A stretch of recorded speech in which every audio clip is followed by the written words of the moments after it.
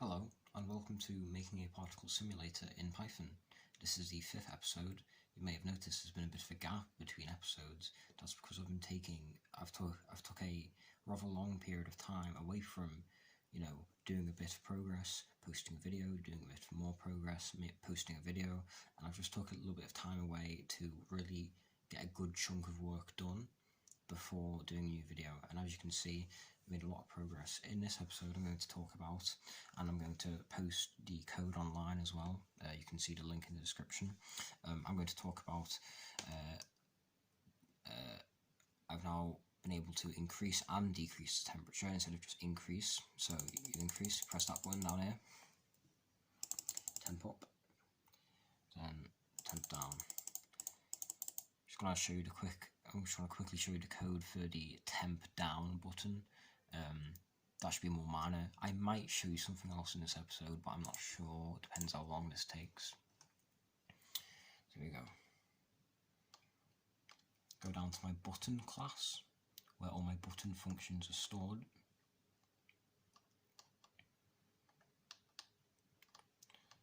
Program's growing quite a lot.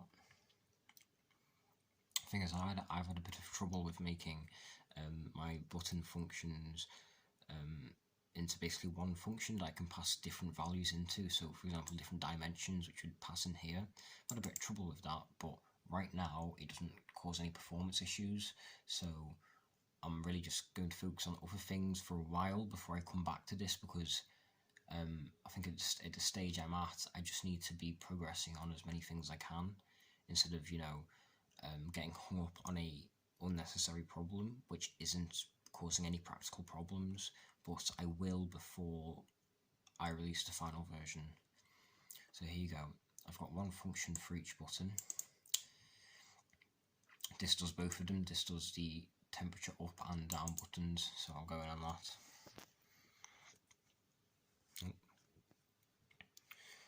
So here's one button. Here's the blue box, and draw the green box to give it that effect, that sort of 3D effect. Wait a second. Just you see that little inset effect there, that's purely visual. And you used to do your regular draw.rect function for that. And then Comic Sans, of course. And as I've said before, you set the text and you paint the button to the screen. All I've done is I've just done that twice, but also added a function for decreasing the temperature. Here you go. So there's your function for your increase. You can see that. There's your function for your decrease. So how these functions work is, let's go to the increase function first. So this is quite complicated, so hold on for a second. What it does is it makes a list which will be populated with the speeds of each particle if the temperature has to restart. So that's if it goes from 0 back up to 1, what will happen, because you can't just multiply the temperature, because anything multiplied by 0 is 0. So we have to have a separate calculation for if the temperature is going from 0 to 1. What it does, makes an empty list, and then for a certain number in the range of the number of particles divided by 4, it will go through these 8 items, and it will extend this list we've made with these items. So it'll add these numbers onto the end of our empty list. So it'll fill that list up with these items, and it'll do that however many sets of 4 particles there are. Because say if you've got 4 particles, it'll do it once. Okay, that's because you know that if there are 4 particles, and if the temperature is one random unit, it's just if temperature is 1, then the speeds, the relative temperatures of each particle will be 0.25. Now, the specific, signs are just worked out so that when you restart, they all go in different directions. So 0.25 in the x direction, 0.25 in the y direction will be, I believe, diagonal down, and then 0.25x minus 0.25y will be, I think it'll be that way, because in Python x comes from here and y comes from here, and then so on. So that's if it's 0. Yeah, if it's 0, you have to go up to 1. It'll just populate the speed list with the items from the restart list, make all the speeds 0.25 in the x and y respectively.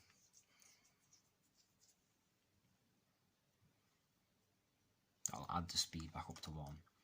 But the normal is much simpler actually. The normal method of increasing the speed is you simply multiply your current speed, which is that, well, more specifically it's that, and you multiply it by the current total temperature plus 1 divided by the current total temperature. Because, for example, if you're going from 3 to 4, you have to multiply the temperature by 4/3. If you're going from 7 to 8, you have to multiply the temperature by 8/7.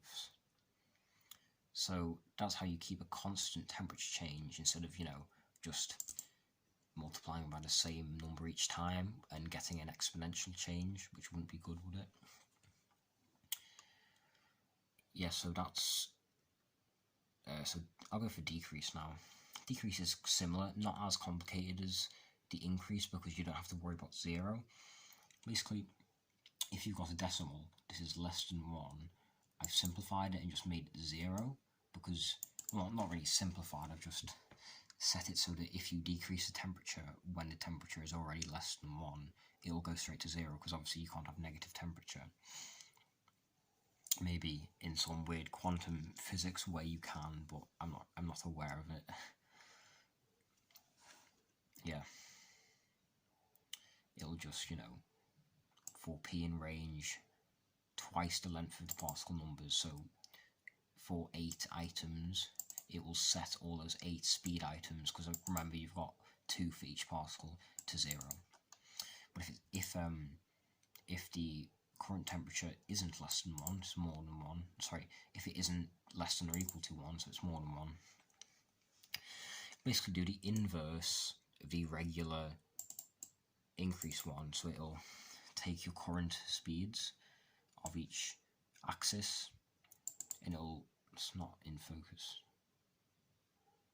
Sorry about this. Don't know what's happening there, it's not in focus. Yeah, and it'll divide it by, not multiply, but divide by the current temperature, divided by the current temperature minus 1.